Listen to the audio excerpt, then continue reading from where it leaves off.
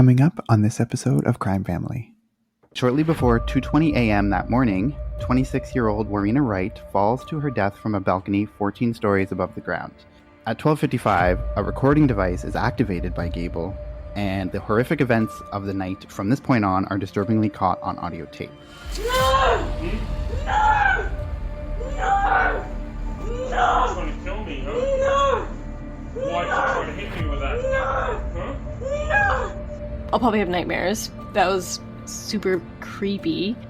Not even a minute goes by and he already calls his lawyer. It just seems like he already has figured out what he needs to do to help himself.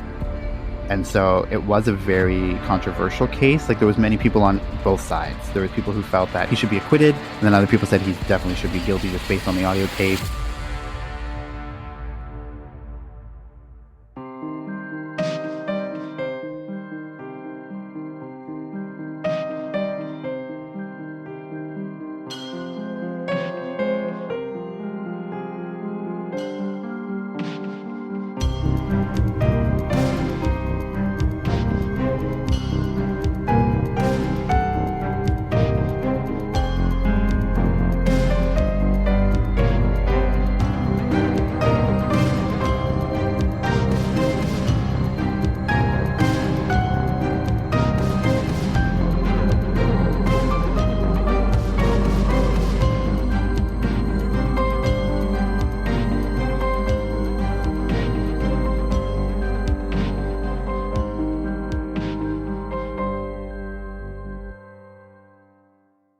Hi everyone, welcome to another episode of Crime Family. I'm your co-host AJ, and I'm here with my two sisters, Stephanie and Katie, just like always. And this week, I'm actually going to be covering a case from Australia that is both bizarre and pretty controversial, and that is the death of Warriena Wright.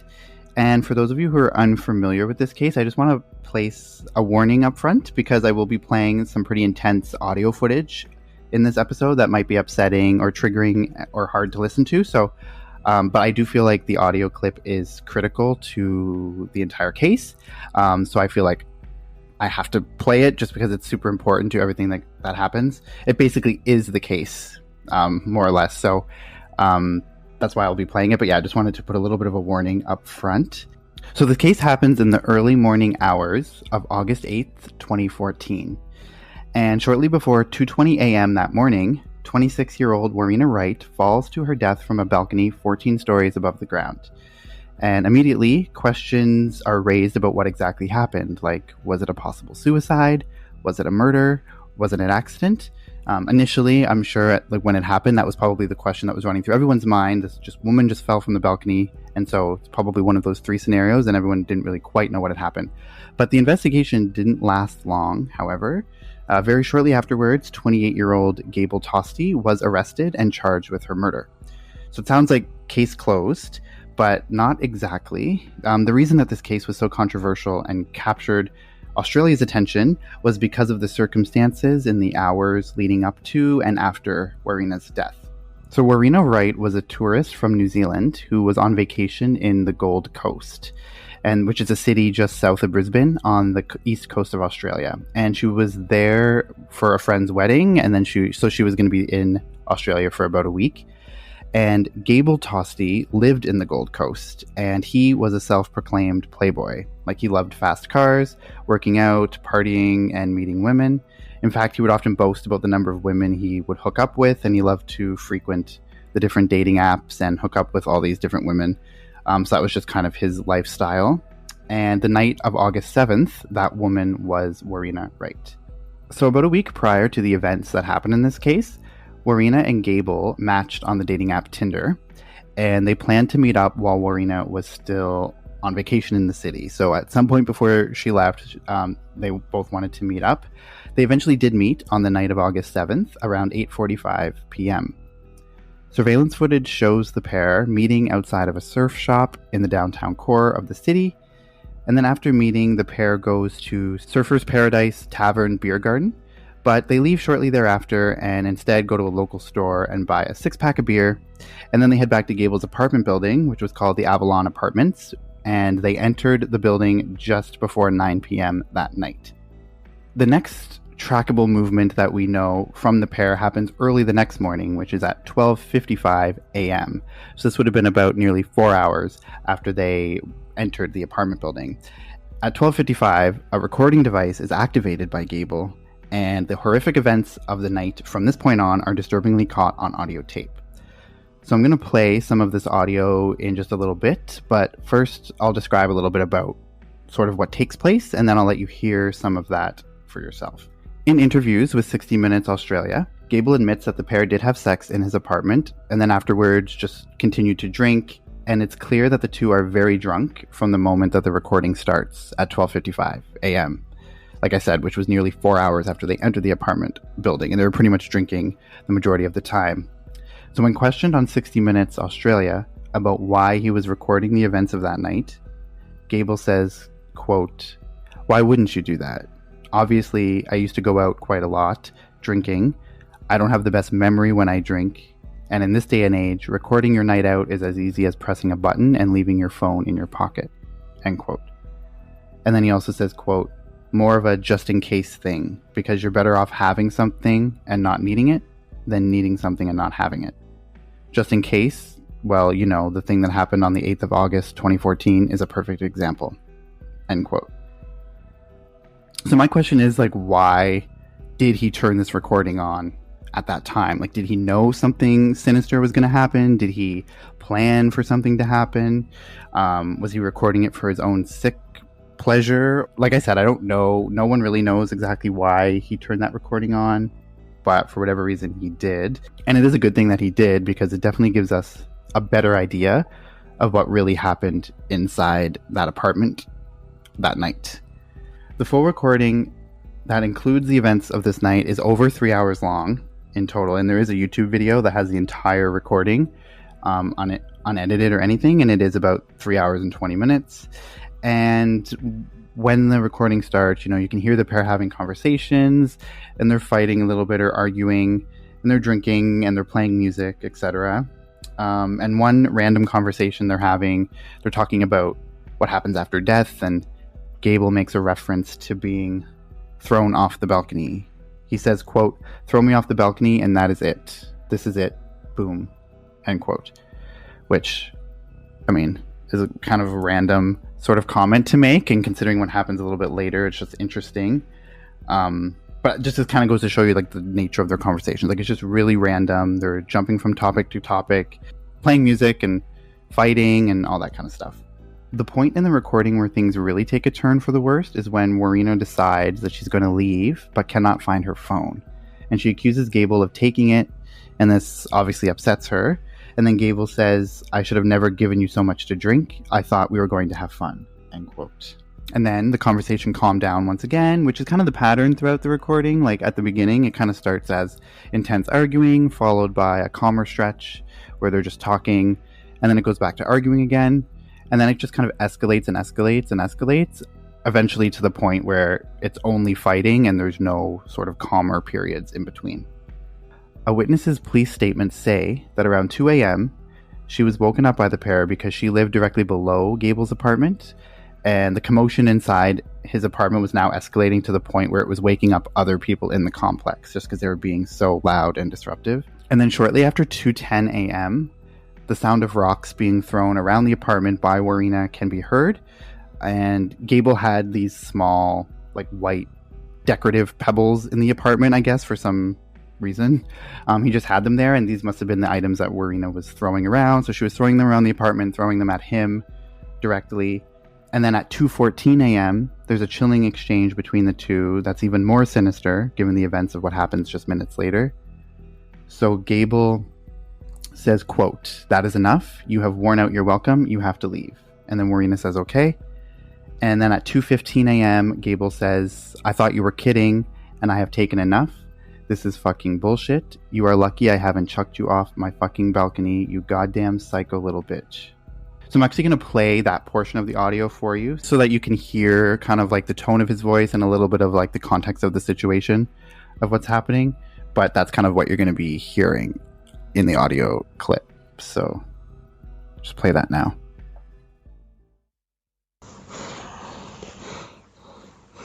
So I thought you were kidding, And I've taken enough. This is fucking bullshit. You're lucky I haven't chucked you off my fucking balcony, you goddamn psycho little bitch. Who the fuck do you think I am? Yeah, do your Muay Thai now.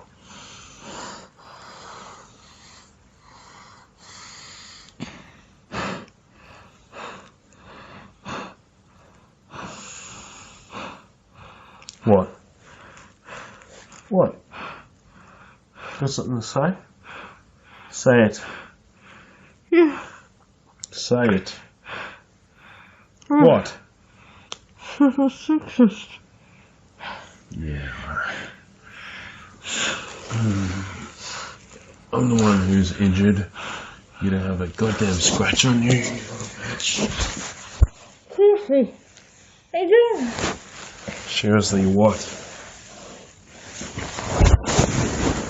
Seriously, what? I see. Well. Seriously, what? I see. I see. I thought you were just playing around. But I'm fucking sick of this shit.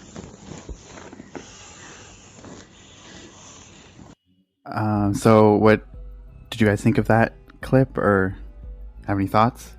I don't really understand what was happening.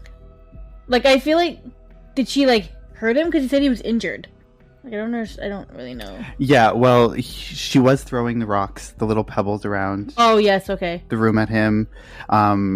Allegedly, she had been slapping him or punching him or hitting him in some way. Which is, I'll go into a little bit more detail later on about like all that, but that was like at the beginning of the clip. That's when he says like, "You're lucky I haven't thrown you off the balcony." And she's clearly, I mean, I feel like you can tell pretty much from that clip that she's very drunk. Yeah, I was just gonna that say she- like, yeah, you can. I could tell like right from the very beginning of the video how drunk she was, because she's not really speaking in like sentences. She's just kind of mumbling or Yeah, like just a classic sound of someone who's very drunk. And then she calls him a sexist, is like the one thing that she says. I don't know if it's a little bit hard to make out. Maybe she calls him a sexist, and then he says, "Well, you're the one, or I'm the one with marks on me, and you don't have a scratch on you." So it's basically the beginning of the escalation. What's the point of that? what were they arguing about? Who knows? It's like literally, like, I mean, they're both very drunk. I think, I don't know. They both just got aggressive with each other, and like I said, they had never met before that night, so they have literally no history. So it's not like they were fighting about anything in particular. There would be nothing for them to really fight about. Like, you know, it's not like this couple that has like years of history or. Okay, so going into this, before I heard the audio and you were saying that he had turned the video recording on and what could be the reason for that, well, I was thinking maybe, you know, people just get really drunk and people tell them, like, go back and say, oh, you did this, it was hilarious, or you said this, and you don't remember. And so maybe, and you're always like, well, I wish I could remember what I did. So maybe turning that on is his way of realizing what he's actually like when he's drunk. So that's what I was thinking at first. And then also, before I listened to it, I was thinking that they would sound way more drunk than they were. Like when I heard it, it sounds like he really wasn't that drunk. It sounded like he was in control of what was happening. And for her, if I didn't know that she was drunk, to me it sounds like she's in distress because she's breathing really heavily. It sounds like you can't even understand what she's saying. So it's kind of like if you don't have any context, it almost sounds like he is kind of like holding her down because she's breathing and she can hardly talk. That's what comes to my mind. I feel like you always say like the next part of what I'm going to go into. So it's very interesting that you say that because that does play in to a little bit of what happens. Yeah, that's definitely not like just your own observation. It is a very important part of this whole thing. Okay. Yeah, because it doesn't sound like they're having a conversation, right? It's like he's talking at her while she's kind of struggling. Yeah, and this is like, at that point, like I just took that piece of the clip, obviously, because I said it's a 3-hour full. This is like, this part here is right before the next clip I'm going to play, which is like the most intense one. But this one, so this is like already like an hour into the recording. So this is already, if you listen to the whole thing, it's already has been like basically an hour of that already, like arguing, calling each other names. But then, like I said before, there is periodic moments where it's like, then they'll calm down, and then they'll have another drink, and then they'll just talking regularly, and then it escalates again. And like each time it escalates, it just escalates to the next highest level until it just kind of explodes. But yeah, like that comment at the very beginning of the clip where he says, "You're lucky I haven't thrown you off the balcony," and that's the second time in this recording that he's mentioned falling off a balcony. Just for, because he says that the first time he's like, "Just fall off the balcony, that's it," or "This is it, boom," when they're talking about what happens after death. So like he has talked about the balcony a few times, which is, I mean, could just be a random coincidence, but maybe just an interesting note. Oh, and also too, yeah, what you were saying about the reasoning why he may have turned on the recording, like that was the reasoning you said was also what he kind of says in this interview. He says like, "I don't really have the best memory when I'm drinking," which is like makes it allude to the fact that it could be that he just, I don't know, curious about what he sounds like when he. But to me, it just seems like there had been something that happened that made him be like, "Oh, I need to be recording this." For some specific reason, because he turns it on at 12:55 a.m., which, like I said, is nearly 4 hours after they enter the apartment. So it's like, did something happen? Did she say something that then he's like, "Well, shit, I better be recording this just in case." But we don't ever get like a clear answer about why. In an interview with 60 Minutes Australia, Gable says that he regrets his choice of words at that moment where he says, "You're lucky I haven't thrown you off the balcony." He says that was, quote, "It was the worst choice of words one could have used," end quote. Because the interviewer, of course, brings that up. And they're like, "It's very interesting that you say this, considering what happens." So that's kind of that was his response to that. So next in the recording, like you heard, Warriena accuses Gable of being sexist, and Gable responds by saying, quote, "You're a goddamn psycho. I'm going to let you go.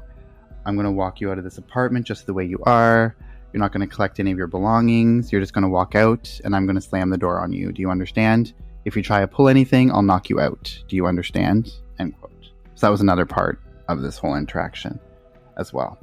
Then Warriena apologizes, but Gable doesn't accept it, and he's clearly very agitated at this point in the tape. So now I'm actually going to play the next audio clip, which is about 3.5 minutes, and I'm going to play this one uninterrupted.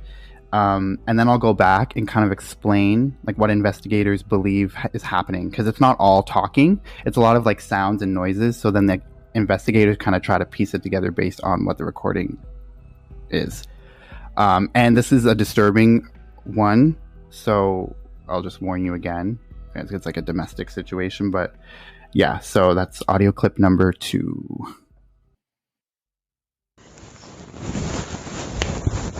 Come on, get up. Get up. Fuck up. Get up. Okay, get up.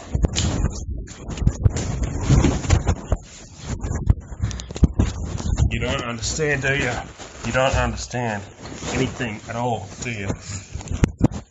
You don't understand. You don't understand, do you?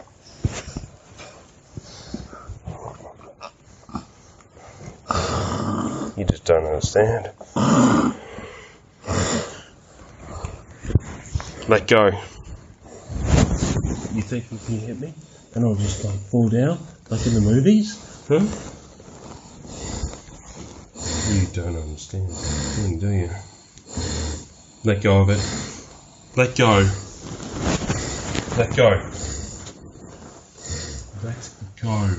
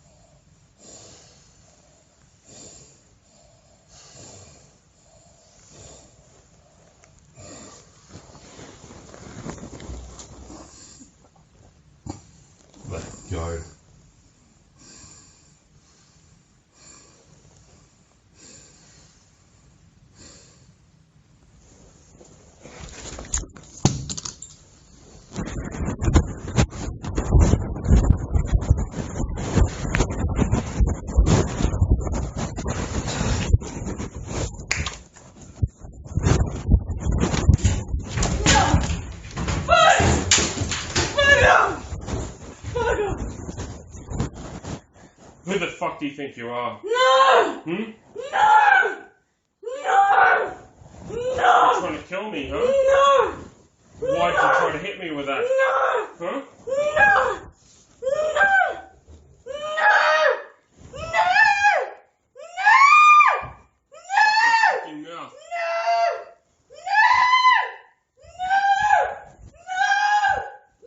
It's all on recording, you know? It's all being recorded.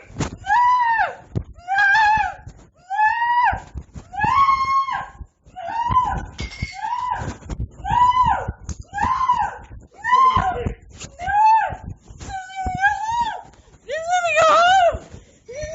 I would, but you've been a bad girl.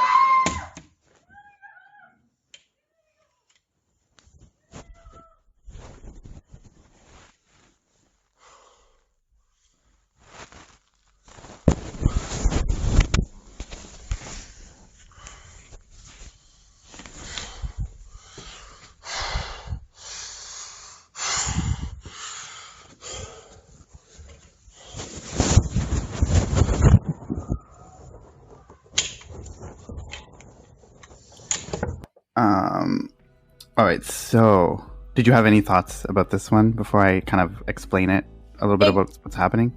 Well, in the beginning, like the very beginning of that clip, it just sounds like he's like has his hand around her throat. Sounds like she's like struggling to breathe. Like I don't know. It sounds like a gurgling noise. I don't know if that's just what it sounds like to me, but like obviously she's like. Did she have? I'm assuming she had something in her hand or something because he kept saying like "let go" or. Anyways, Yeah. It's a very disturbing clip. Yeah, so I'll probably have nightmares. That was super creepy. Yeah, that was super creepy. And Steph, the same thing you said is exactly what I was thinking too. It kind of sounds like he's trying to choke her. And he says something like, you think you're just gonna fall over like in the movies or something? It makes me think like he's trying to choke her till she passes out. I don't know. Yes, and it almost seems like I picture when he's saying just let go, maybe she's like holding on to the balcony rails. He's trying to like push her, like strangle her and push her over, but she won't let go because then she starts screaming. So it's like he does let go of her throat so she can finally breathe and yell again. So that's what I'm picturing. And what I find interesting though is like he doesn't forget that it's recording. He tells her it's recording the whole time. So if he is doing something that he knows is illegal or gonna, come back to get him, why would he just keep recording? It's super strange. Yeah, because you can't even, like, it's a good point. You can't say that he forgot it was recording because he literally mentions it in that audio clip that it's recording, making sure that she knows it's recording. So yeah, I guess I'll explain a little bit, and most of what Steph said was right. And I think, and Katie, the part you said where he's like, you think I'm gonna just fall down, I think he's referring to like she had something in her hand and she thought she was just gonna hit him and he would fall down like in the movies or something. I think that's what he meant by that. But so in this audio, it's believed that Warriena had picked up a metal object, and this is thought to be like it was a metal clamp for a microscope that he had in his apartment, like a little clamp that like attached it to the desk. So she had taken that and she was going to be using that as a weapon. So that's what she has in her hands. And then as a defense, it's alleged that Gable began choking her in an attempt to get her to drop it. So that's where you can hear him say, let it go, a few times.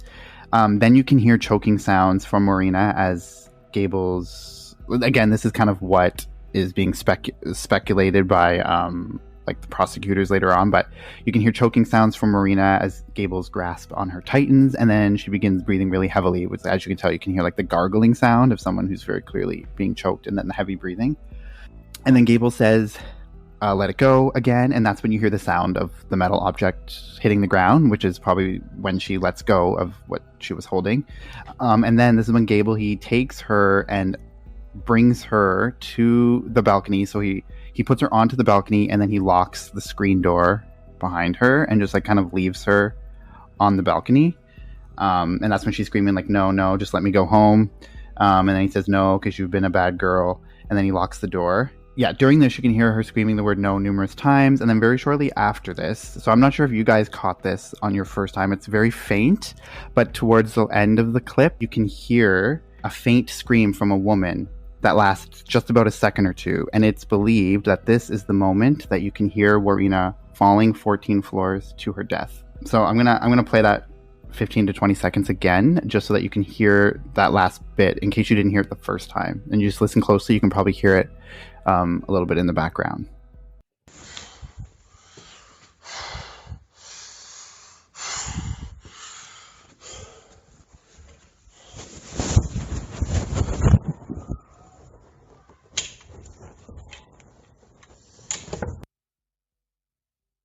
So, and it is creepy to hear, because it's very obvious. I feel like that is what it was, or at least to me, that is what it is. And so that same witness who was woken up by the pair earlier on says in her police statement that at approximately 2:21 a.m. she could hear a woman screaming no, and then she sees, quote, 2 legs dangling down. Quote, in a matter of seconds, I saw the person fall from the balcony above mine, end quote. She then calls 000, which is the equivalent to 911 in Australia, and she calls 911 at about 2:23 a.m. And this detailed timeline of events is from an article by the Brisbane Times, and they do a really good job of kind of outlining the timeline of events. So it's kind of speculated that, because it's only like 27 seconds from the time he locks her onto the balcony until when she falls, that like she felt so fearful that she tried to like either climb down to the apartment below or use from the balcony climb to the next apartment over, but she's obviously very drunk, so that's obviously not going to go well. And then she falls in the process of doing that. Immediately following the fall, Gable also gets on the phone, but not to 911. He calls his lawyer immediately. His lawyer doesn't answer because it is 2:30 in the morning. And in the 60-minute Australia episode, where they interview Gable in depth, the interviewer points out that there was only 35 seconds between the time Warriena fell to her death and Gable calling for his lawyer. So rather than checking, going out to the balcony, checking out what happened or anything else, he went right into action in his own defense. Like, that's the first thing he thinks of is like, oh, I better call my lawyer. And then Gable claims in this interview that he didn't go outside or look over the balcony out of fear that someone might see him looking over directly after the fall, which would then not look good for him at all. This woman falls down and then they just see him staring. So it's not really necessarily the actions of a remorseful person. Like, that's his first thought. It's like, oh, well, I better not go out there because people are going to think it was I pushed her or something. So like the interviewer kind of pushes back on this a little bit, and like it's very clear in the interview that you can see what they think of this man, because they're like challenging everything he says and questioning every reasoning he comes up with. They just question it. The police very quickly arrive on the scene at 2:25 a.m. which is about 2 minutes after the 911 call was placed, and this is around the same time that the key fob for Gable Tostee's apartment is activated. Security camera captures a man that was believed to be Gable approach the front entrance of the building, but then walk back to the elevator and ride it down to the basement. And then another security footage catches him going out another entrance, which was through the underground parking garage. So this is probably because there were multiple police officers on the scene and he didn't want to be seen like walking in that area. Although this is very early on, so it's very unlikely that him just walking out of the apartment building, like no one's going to think anything of him at that time. This is literally like minutes after. It's not going to be focused on him. So I think he would just thought, well, I better go out this back way through the underground parking garage because I don't want to even interact with the police at this time. And the recording captures all of this. Like I said, it goes for like 3.5 hours pretty much uninterrupted. So you can hear the sound of footsteps. And then at around 3:10 a.m., you can hear Gable ordering a slice of pizza. So he walked to the nearest pizza place and ordered a slice of pizza, which is really random. And he's just kind of walking around this sort of area close by his apartment. So after locking Warriena out on the balcony, drunk and frantic, and after she falls 14 floors to her death, he calls his lawyer, walks outside through a back entrance, and goes and orders a slice of pizza.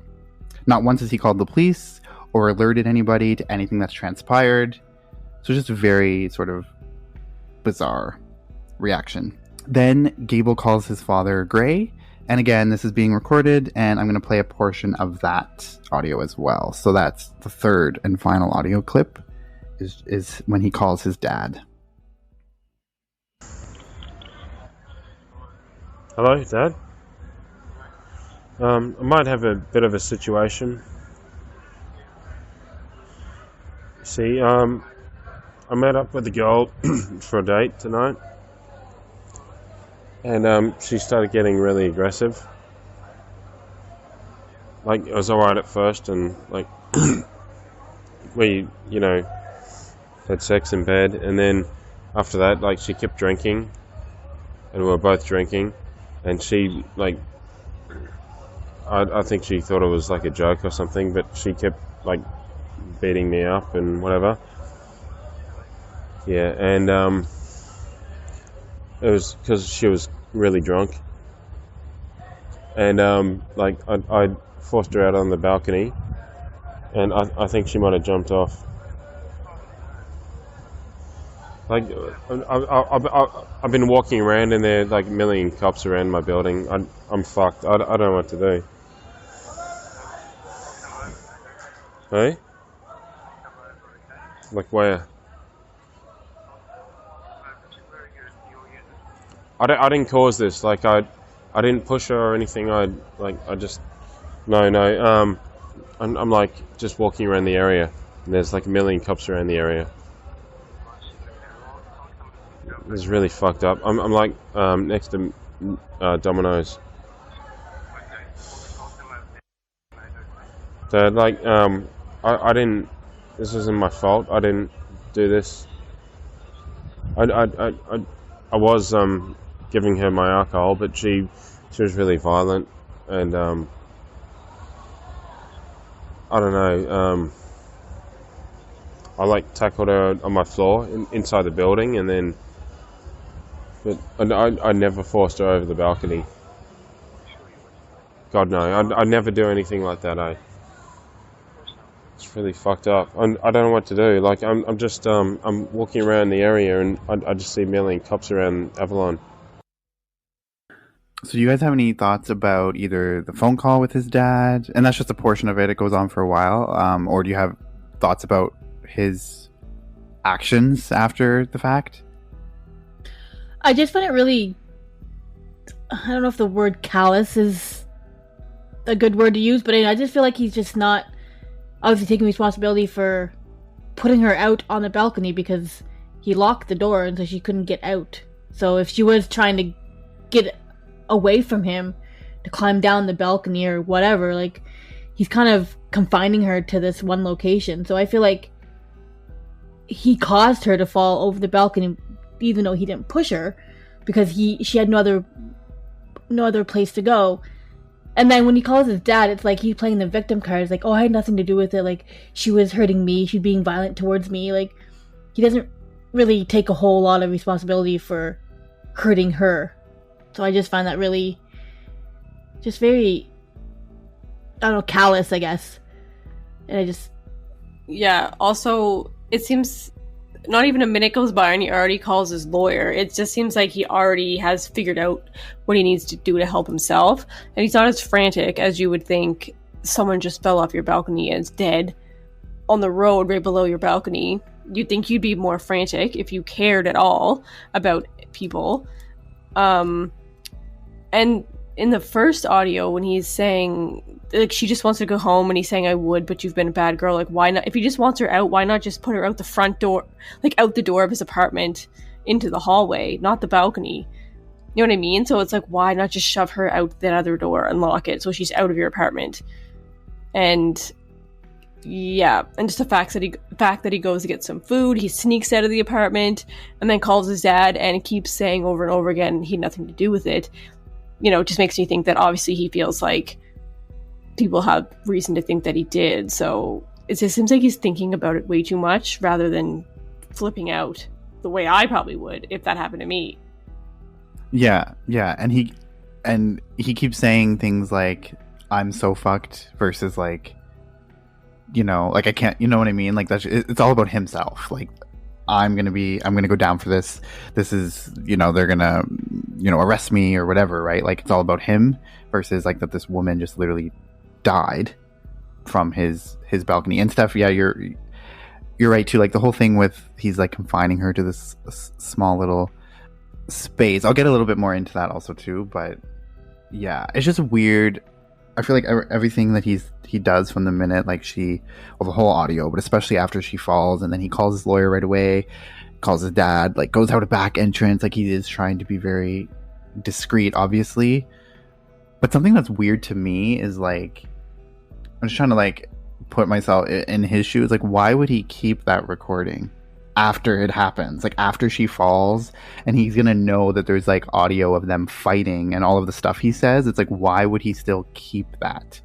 Not like his first move should have gone and thrown that phone into the dumpster or something. Like, to me, that was also kind of weird.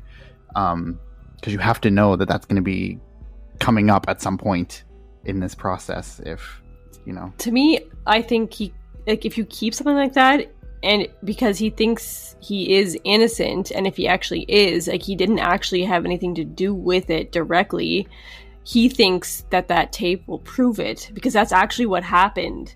You know what I mean? So it's like, this is what happened, and this is what you can hear it happening. And to him, because he knows what happened, he thinks it's helping him, when if you have no context and you're just listening, it really looks bad for him. But he doesn't know that, because if he is innocent, you know what I mean? He thinks because he is, it's going to help him. Like someone who like doesn't necessarily know like the legal system, and he's like, well, I feel like I am innocent, so therefore I have nothing to hide. So why would I hide anything? Versus like, if you know a little like how this is going to be look bad, or like get pinned on you, or not, you know, if he's responsible, whatever, you know what I mean though? Like, yeah, in his mind, if he's like, I'm innocent, so there's no point in hiding, and like maybe hiding this tape is going to make it look even more fishy. So I guess that's a good point too. Yeah, that's what makes me think that maybe he is innocent, or he feels like he is, and that's why he kept it. Mm-hmm. And is there any part of you that think, like, I mean, you guys obviously haven't heard the whole thing. I haven't even listened to the full 3.5 hours, but I've listened to like obviously much larger portion than you guys. But I get the sense that some of the things that he says, like he's saying it because he knows it's being recorded. So he's like, not like he's like narrating what's happening, but he's making it very obvious in certain spots. And like he's mentioning that this is being recorded. And I just feel like, I don't know. To me, I mean, maybe that wasn't what he was thinking at all, but to me, there's some moments where I'm thinking like, oh, well, he definitely said that because he knows it's being recorded or something. Like that was my initial thought, but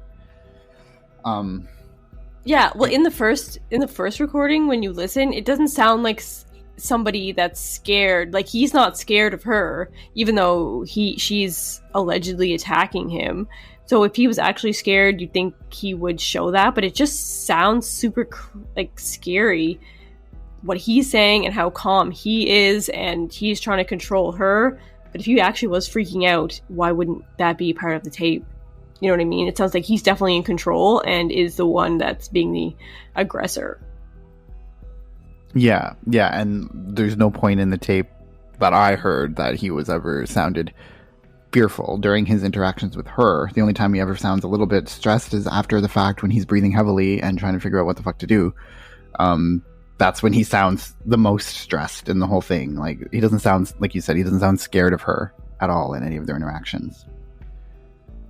There is a point that's brought up by the interviewer in 60 Minutes Australia. That is also the point that you made, Katie, because the interviewer says, why put her on the balcony? Like, he could have just put her outside the door into the hallway of the apartment building. He says that he was trying to de-escalate the situation and calm her down, and that was like the first thing he thought that he could do. But like, the apartment door was just as close as the balcony door. So to me, that doesn't really make any sense at all. It's very bizarre how going to put somebody on your balcony is your first choice versus putting them out the front door. And I'm going to assume the balcony is super skinny and not very big, because if it's on the 14th floor, like, I've been on like some balconies that are super high up and like very skinny. So like, she wouldn't have a whole lot of room to move around if she was trying to like... Well, it is a decent size. Like, they do show photos of the apartment and the balcony, and it's like, well, it's not like huge, but, you know, there's enough to have, like, you know, patio furniture out there to, like, sit and stuff. So, it's big enough, but, not like those little, like these little skinny ones where you can just kind of walk out and, like, look over there, but there's no, like, room to actually do anything. It's, like, a larger It's a little bit larger than that. But yeah, so it's just interesting that Katie mentioned, like, why not the door? Because that's exactly what the interviewer brings up, which is obviously a good point.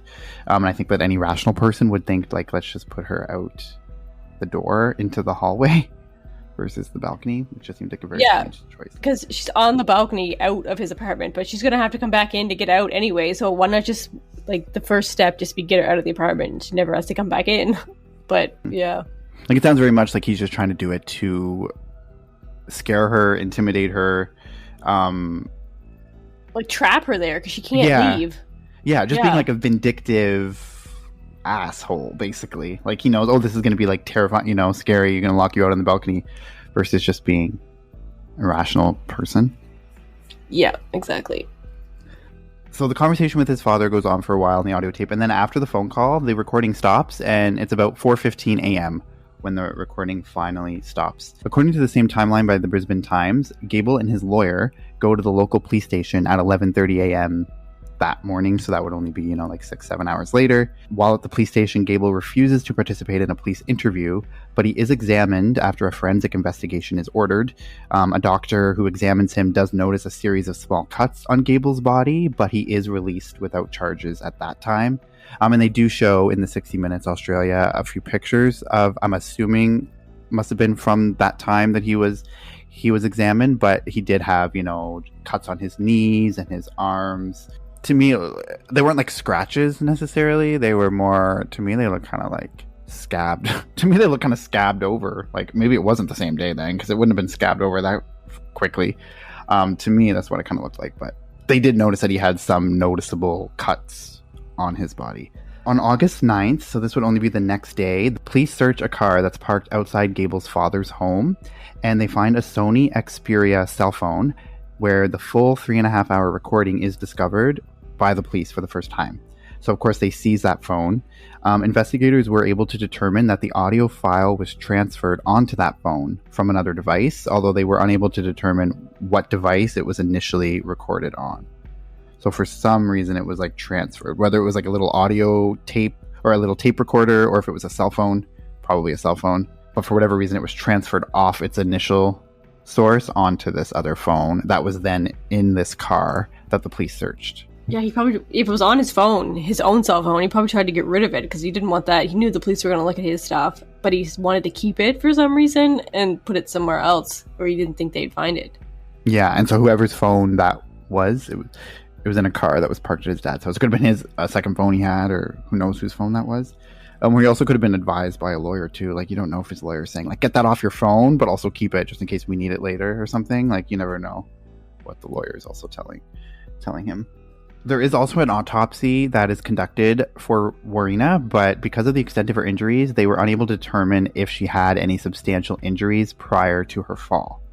So they couldn't tell if there was anything, if she had any injuries before she fell off, because there was just too much injury, obviously, from her fall. It was pretty much impossible to determine that. And then less than a week later, on August 15th, or I guess it would have been exactly a week after the 8th, Gable Tostee is arrested and charged with murder and manslaughter. The argument of the prosecution is not that Gable threw her off the balcony, but that Warriena's death was caused by the intense fear she must have felt that she fell to her death trying to escape. And that was the bulk of their argument. So I find it interesting that he was charged with murder and manslaughter, which was kind of an interesting point. I feel like it's either one or the other. So yeah, I didn't know you could do that. Like, in case he doesn't get murder, we'll get him for manslaughter instead. Yeah, I didn't think you could double up like that on the same thing. Yeah, me neither. Maybe in Australia you can, but I feel like it's either manslaughter or murder. Like, if it's murder, it's not manslaughter. If it's manslaughter, it's not murder. It's just weird.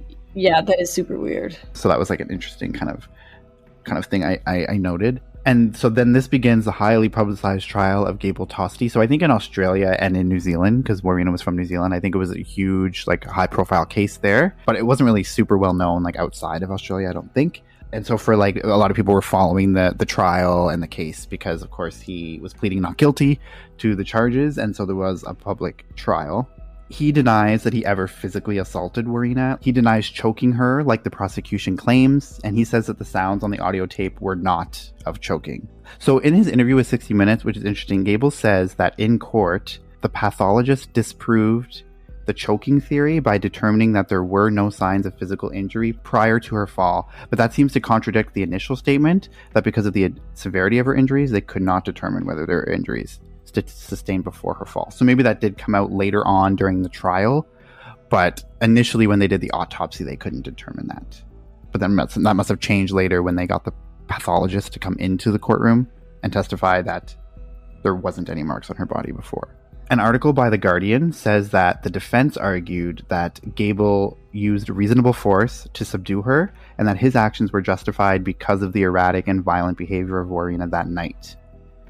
And so it was a very controversial case. Like, there was many people on both sides. There was people who felt that he should be acquitted because, you know, he didn't push her off the balcony, he didn't throw her over the balcony or anything like that.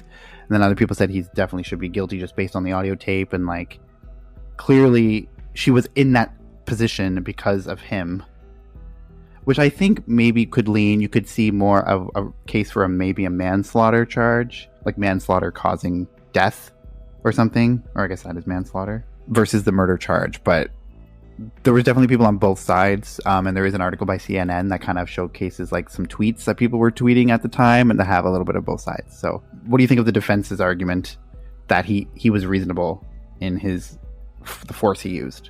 No, I feel like he knew what he was doing to her, and to me in that clip that we heard, the second one, it clearly sounds to me that she's having a hard time breathing, like choking. I'm sorry, but I know they said it wasn't conclusive, but I feel like that's what it sounds like to me. I think that's just a natural like reaction. Like, that's just what it sounds like. I think it's pretty obvious, but there's no video, so we don't know for sure because he's denying it and the defense is denying it. So there's no way to really know other than if you just listen to it, which I think sounds pretty obvious.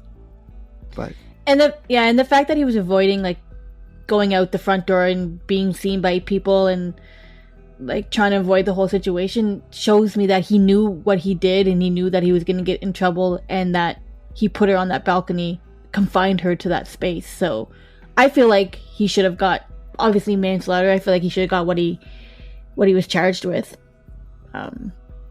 Because do you think it should be murder or manslaughter? Like, do you have a? And obviously, there's different rules in Australia. Like, there must be different like guidelines of what each charge sort of entails. But to me, I could see more of a case for. I feel like if I was a prosecutor, or if I was maybe a prosecutor, yeah. If I was a prosecutor, I'd probably push for the manslaughter, because that seems more like a likely conclusion that the jury could come to of a manslaughter, given the fact that he didn't actually like push her over, that we know of, obviously. But yeah, I don't know. I want to say murder, just because he put her on that balcony knowing that, like, maybe not knowingly that she was gonna like fall over, but she had nowhere else to go, and he could have just easily have put her out the front door and just let her go, but he chose to put her out there. I mean, I think like you can, and I don't know if the defense made this argument, but like you could also make the argument, just playing devil's advocate, that like, you know, she could have just sat there and did nothing, and he eventually would have opened it and let her back in. Like, she didn't have to climb.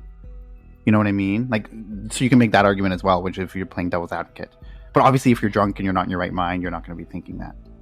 Well, yeah, and so to me, I mean, it does seem like manslaughter at least, because, yeah, he put her out there and made her scared enough that she didn't want to just wait there for him to open the door. She felt like she had to get out of there. And of course, she was super drunk, so she wasn't thinking clearly, but the fact that she was that scared was probably his fault. Like, he didn't, even if she was being aggressive, he still scared her enough for her to think that that was her only option, was to get down that balcony. Also, I feel like you were saying at the beginning, he, described himself as a playboy and that was his lifestyle. He just seems like very arrogant. And you can hear in that video where he's saying that he's not going to let her go because she's been a bad girl. It was like if she fought back, that is kind of him being arrogant enough to be, well, now you deserve, something bad to happen to you because you're going to stand up to me. It just seems like that's kind of what is happening here. And then he put her out there to be, this is your punishment for even trying to come at me. And that's what happened. So it feels like he did all these things wrong, and that's what caused her to die. So manslaughter, I feel like for sure, at least. So after the trial was after the closing arguments and everything, and before the jury left to go deliberate, the judge reminded them that they cannot find him guilty just because they find his actions after the event, like calling his lawyer or leaving through the basement and ordering pizza. If they find those events troubling, like they can't just find him guilty because of that. Like they have to be satisfied without a reasonable doubt that he intended to cause bodily harm to Warriena, kind of separate from however he reacted after the fact. So he just kind of left them with that message. So they had to be satisfied without a reasonable doubt that he intended to cause bodily harm to Warriena, and the prosecution argued that he did that when he choked her for up to 45 seconds on the audio recording. Like, that's clear that you are violent or have a violent tendency and are trying to do harm. And then the defense obviously denies that as well, because they say that she was never choked. Or if she was, it was in self-defense or, whatever, like... basically not owning up to anything that he did. So throughout all of this, Gable's parents supported him and stood by his side every step of the way. And they actually are interviewed as well by 60 Minutes Australia. And Gable's mother, Helene, says, quote, "I think that Gable behaved in a way that was appropriate," end quote, which is like weird, messed up thing for her to say. I don't know. Yeah. I mean, I didn't only listen to those few minutes of tape, but from what I can hear, even just the fact that she's saying, "Just let me go home," and he's not letting her leave. I mean, that's enough there to, like, that's unlawful confinement or something. You know what I mean? And so I think that's enough to charge him with something. He won't let her leave because he's pissed that she, he's the man and she stood up to him. That's what it feels like to me. Yeah. And that's also brought up in the 60 Minutes. The interviewer mentions, like, why didn't you just leave, or why didn't you just let her leave? And then he says, because there is one point in the audio where he does say, I'm gonna walk you out the door, you're gonna leave right now, blah blah blah. That was at one point, and then his thing was like, well, I offered for her to leave and she just didn't want to do that. Like, that was why. So he's like, that was his defense. Like, well, I did mention that, like an hour before. Like, as much as he took her and picked her up and put her on the balcony, he could have done that and put her outside the door. That's what I was just gonna say. He could have just picked her up and put her outside the door. It's his apartment. If he didn't want her to be there, just fucking pick her up and put her outside the door and lock the door. Or call the police. Yeah. Yeah, exactly. That they will come and take her. Then he doesn't even have to be involved with even putting his hands on her to get her out of there. You know what I mean? Like, he could have even got out himself, called the police, and they would have dealt with it. Yeah, like he could have left, or he could have locked himself on the balcony and said, like, there's this woman in my apartment who's aggressive and won't leave. Like, come. You know what I mean? Like, yeah, exactly. And to me, it seems really weird that they've only met for like 4 hours and how like escalated it got when they got back to the apartment. Like, he doesn't even seem that drunk to me in both of the all three of the audio clips that I heard. He doesn't, like, she sounds way more drunk than he did. Yeah, like, I don't know, like, he was drinking, I'm sure, but I don't know if he was, like, technically, like, really drunk or whatever. Like he said, he drank a lot, so who knows, he probably had a high tolerance, and probably, I don't know if she drank a lot, but anyway, whatever, she was way drunker than he was. And he even said, like, I gave her some of my alcohol from his house. Yeah, because they, like, drank, they kept to drinking. his dad. Because they only bought they bought the 6-pack of beer at that store before, and then they went up, but she sounded way drunker than she just had a couple of beers, you know what I mean? Like, he definitely was giving her alcohol while she was there. But, like, basically the point is there were so many, like, 5 other options at least I could think of off the top of my head that he could have done versus what he did. I mean, I guess it's your parents, so they're going to defend you, I guess. But, like, both his mother and father support him, and his mother says that she believes that he acted in an appropriate way. Deliberation by the jury actually took 4 days. And on October 20th, 2016, the jury ultimately acquitted Gable of both murder and manslaughter charges. And he walked away a free man.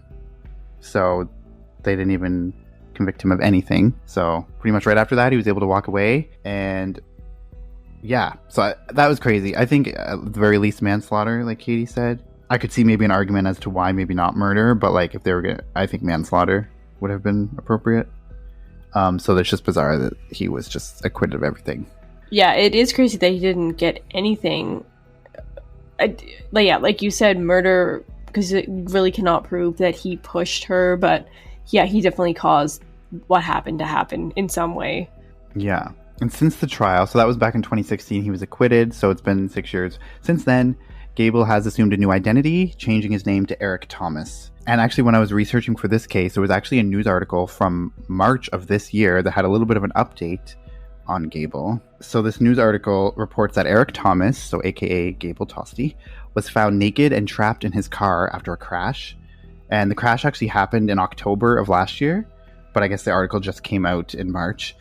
The report says that his car was drifting, it hit a concrete barrier, then crossed the entire roadway before going into the bushes. He refused to submit a breath or blood sample. His eyes were bloodshot and his speech was slurred, allegedly. Police reportedly found empty bottles of mouthwash in his car. And previous to this incident and previous to the Warriena Wright case, Gable had been charged with a DUI in 2004 and in 2012 and then again in 2015. He was also. So this is a man who has a history of DUIs and erratic behavior.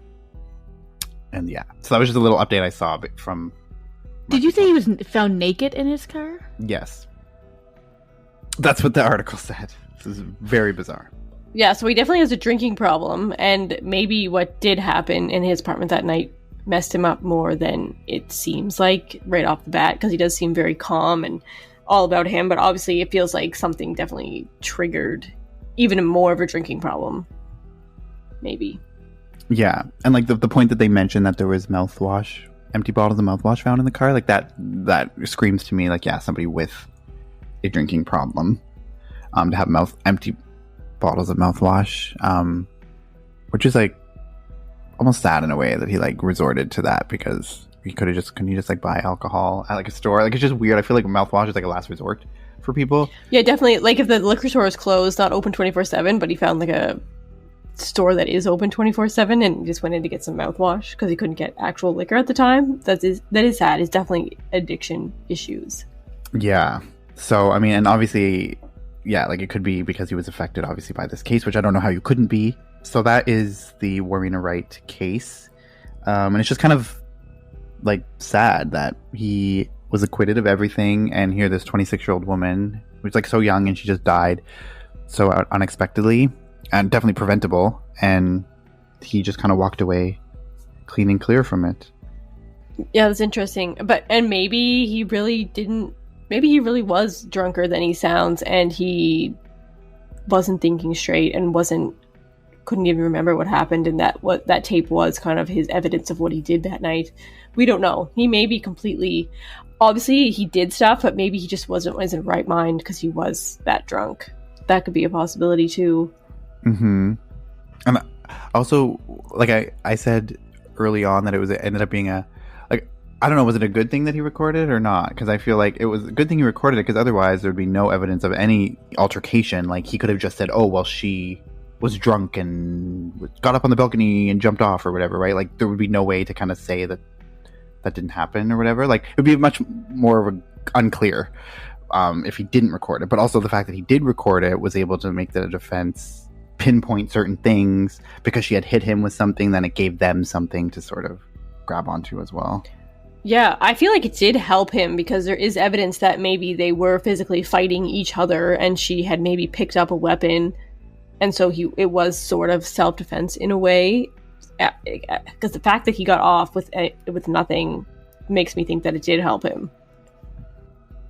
Yeah, because I was thinking of that throughout, like what the outcome would have been if there had been no recording, because obviously the recording is the bulk of the case. Like, that outlines the entire timeline of events pretty much from like the time the altercation starts or whatever, so it's obviously the key point. But if they didn't have that, you know, what would they have?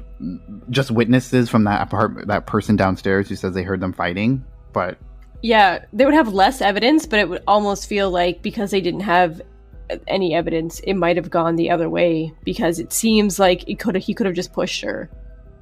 But with that recording, it kind of sounds like maybe he didn't. So it's hard to say. I feel like it did help him though. Mm-hmm. Yeah, and so I can't think. I'm like, do I wish it hadn't been recorded or have? Like, I don't know, because I feel like I don't know what. I feel like it could have been the same outcome, honestly. Like, if there was no recording, then he could have just been acquitted as well, because lack of evidence, because they don't know. So yeah, and also, but what a coincidence though that he said, "You're lucky I don't just push you off or throw you off my balcony," and then she happens to fall off her balcony that night, and he happens to be recording the whole thing. It just seems a little bit fishy. Yeah, that's true. And that's why that's kind of highlighted in the 60 Minutes thing of like that they actually like sit down and the interviewer plays that portion of the audio for Gable, and he's just like, why'd you say that? So it's obviously, like I said before, there it's very obvious what the reporter thinks of this person. But they're just saying, he's like, what are the chances that you would say that? And then, literally 20 minutes later, she falls off the balcony. And he had mentioned the balcony before that too. Like when he said fall off the balcony, that's it. Yeah, it's obviously something he's thinking about. But also, like most people, if you're in a fight with somebody, that's not something a normal person would say. Like, oh, you're lucky I don't just throw you off the balcony, which is basically saying you're lucky I don't just kill you. That's not something that I would say to somebody when I'm fighting with them. So he definitely does have like a vicious side to say something like that. Yeah. And I guess, I don't know if this was an official point by the defense, but I mean, I feel like an easy argument that he could have made, or the defense could have made, would have been like, well, if he wanted to kill her, then he could have just choked her. Like, he could have just not let go. And if he wanted to kill her. So he didn't actually, like, intend to kill her. Which is, like, obviously, when you look at it just like that, well, maybe. But, like, when you look at, like, the whole wider picture of what actually happened and, like, the situation he put her in, like, it's very clear that he was responsible for that. But, I don't know. I keep going back to, though, like, what prompted him to start recording in the first place. Like, I want to know if there was something specific she said that made him think, like, oh, I should be recording this. Like, probably they were fighting before that, and then maybe that's when he got the idea. Because it seems really random just to randomly start recording. Yeah, but maybe he's recorded things before, though, and just because, like I said, he wants to listen to his night, or, he just wants to see what's actually happening. And then it just happens that this happened on one of those nights that he was recording. Like, we don't know this was the first time he ever did that. Yeah, obviously there was outrage because people thought that he should have been convicted for at least the manslaughter charge. So the fact that he was acquitted and just kind of walked scot-free is pretty tragic, I think. I just find it, going back to the charges, I find it weird that he was charged with murder and manslaughter, but then just got nothing. Like, why do both of those charges and then be like, oh, okay, well, there's not enough evidence or whatever, and we're just gonna let you go? Like, obviously there was some evidence there to charge him with both at the beginning. But it's just so confusing to me because I always thought it manslaughter or murder. Like, I didn't know. Like, it's either one or the other, I feel. Like, it's just so weird that you can kind of double up on the charge like that. Yeah, it's not like you can't just pick every charge out there and hope one of them sticks. Like, you pick one because that's what happened. Yeah, like first degree. Oh, we're going to charge you with first degree and second degree murder and third degree murder also. And third degree, and just see if we can get any of them. Yeah. Yeah. It seems like you don't even know what happened. You're just grasping at whatever. Yeah, so and it weakens your point. I don't know. It wasn't 100% clear. Like, it said that he was charged with murder and manslaughter when he was initially, but like by the time that the trial happened, which was like 2 years later, it could have been reduced to just one of those things. But it says that he was acquitted of murder, so the other one could have been thrown out at some point. Well, was he charged with both of them at the same time, or was he maybe charged with one first and then they dropped that, and then he was charged with the other one later? Does it, like, were they doubled up at the same time? Well, it says that he was on August 15th. He was arrested and charged with manslaughter and murder. I'm just surprised he didn't get anything. Like, I mean, put murder and manslaughter aside. Like, I'm surprised he didn't get, like, I don't know, for like hitting her or whatever, or wrongful confinement or whatever. Yeah, like confinement wrongful, or whatever. I don't know if that's a charge. Wrongful confinement. It's a charge. Or just confinement, I guess, or like assault if he's choking her. Yeah, that's interesting. Yeah, Crazy. So I don't. Yeah, so an interesting and sad case.